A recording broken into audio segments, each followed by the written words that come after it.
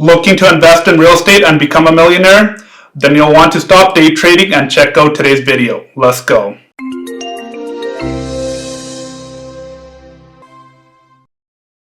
My mission for my YouTube channel is to teach others financial literacy skills so they can achieve financial freedom through investments like real estate and the stock market. I'm someone just like you guys that's on the journey of achieving financial freedom. Real estate in Canada has minted more millionaires than any other investment. Talk to any homeowner that has owned their detached home here in the Fraser Valley for 20 and 30 years. Ask them how much they paid for their home when they initially bought it and how much their home is worth today if they decided to sell it. One thing to remember, folks, is when you own your principal residence, if you ever decide to sell, you're entitled to all of that profit because we have one of the few tax shelters left in this country, which is the principal residence exemption. I remember when me and my wife bought our first condo in 2018, it was literally, we had scraped up all of our savings and we had used that as a down payment to buy our first condo. But one thing I can tell you folks is once you're in the market, it makes it a lot easier whether you're trying to upgrade or if you're looking to add another investment property. In this video, I am going to share our roadmap for you to both own and invest in real estate. Number 1, develop a long-term investor's mindset. There are both millionaires and billionaires that have generated generational wealth through the simple buy and hold strategy. My golden holding window for real estate is a minimum of 8 to 10 years. If you cannot hold on to your property for this long, then you have no business of thinking about buying real estate. Why don't more people use this simple strategy of buying and holding for the long term? It's because they lack the inability to sit still and they lack the skill of patience. Folks, if you look around today, we live in a society that's striving for instant gratification. And if you want to achieve financial freedom through real estate and the stock market, you have to have the skill and attitude to invest for the long term. Number 2, select the right realtor.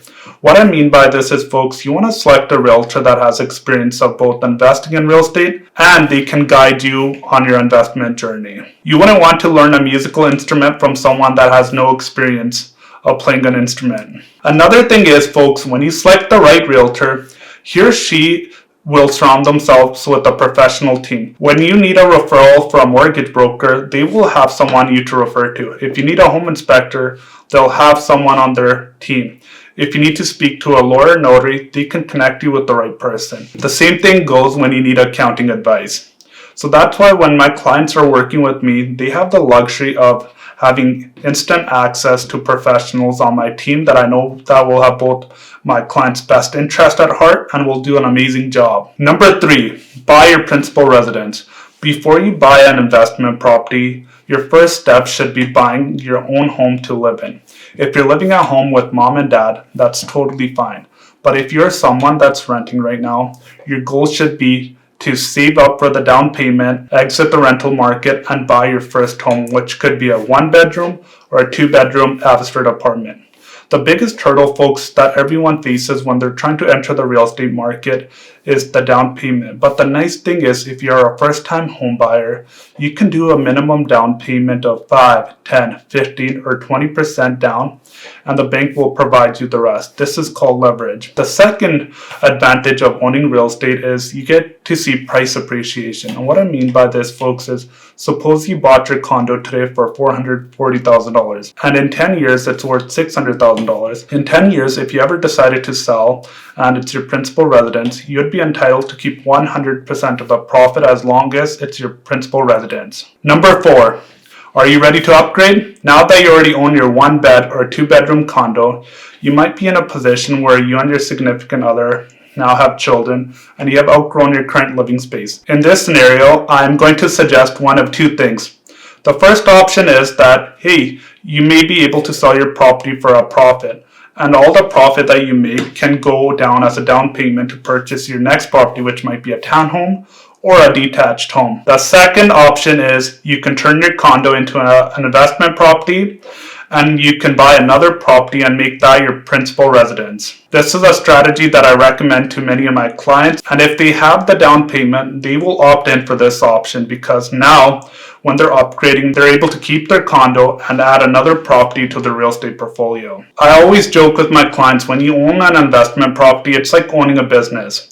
So that's why when you have tenants, you want to make sure you treat them well. You want to make sure that, hey, your living space is presentable, you treat them well. More importantly, you have someone that's living in your home that's helping you pay down your mortgage. Number 5, now that you own 2 properties, the other 50% of your money you should be investing passively in the stock market. The first is your TFSA and the second is your RRSP. Where you should be investing your money is, folks, you have to do your own research and due diligence. But if you're new to investing, or if you are someone that's been investing for a while, one of the best places to invest, which minimizes your risk, is in low-cost ETFs through companies like Vanguard. Over the last year, I've changed my investment strategy where I'm investing more into low-cost ETFs like the VIG, the VTI, or VOO. And with this, you own a basket of quality companies and you're also collecting a quarterly dividend. Number 6, add another investment property to your real estate portfolio. The thing is, folks, you can have a goal big as you want. You can make it a goal to own 1, 5, or 10 investment properties.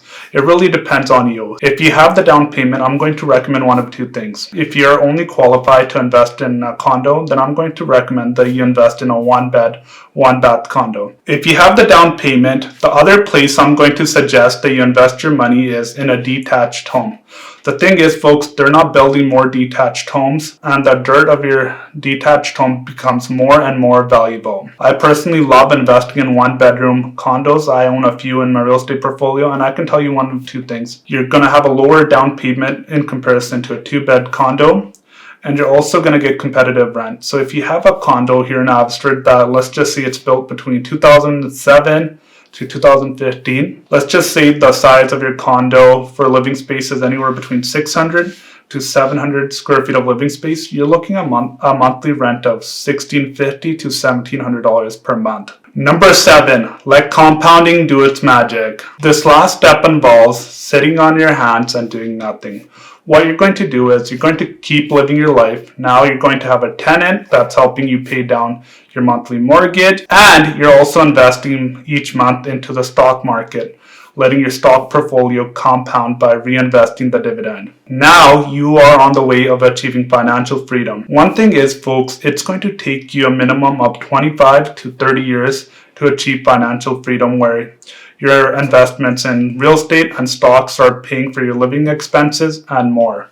But the beauty is, once you achieve financial freedom, you can spend your time and energy in a way you desire. The biggest reason why millionaires and billionaires are looking to achieve financial freedom isn't to make truckloads of money, but is to take control of their time. They're spending their time and energy doing it on valuable activities that matter to them. Here's the thing, folks. How many investment properties you own or the size of your stock portfolio really depends on you and what kind of goals you have.